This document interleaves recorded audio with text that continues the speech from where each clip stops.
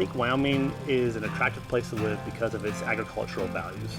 There's such a rich value of work ethic, of trust, of my neighbor's going to come help me out, and there's that shared value in a community.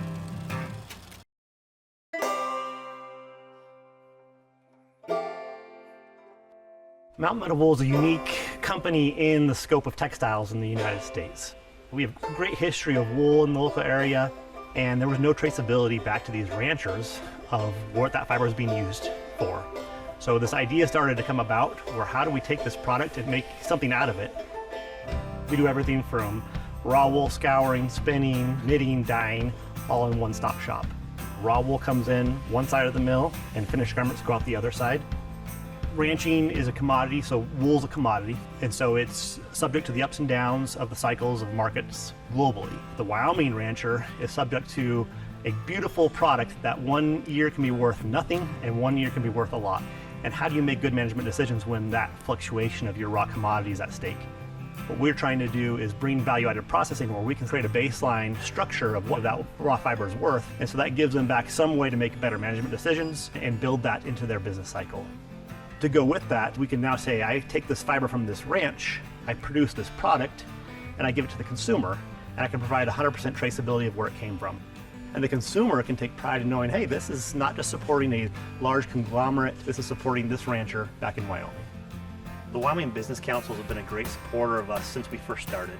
When the idea came about to bring wool processing into Wyoming, we needed a large, cost-effective space in which to operate. And they came in as the funding source to buy this facility so that we could come in as a renter and lease it from the city and county.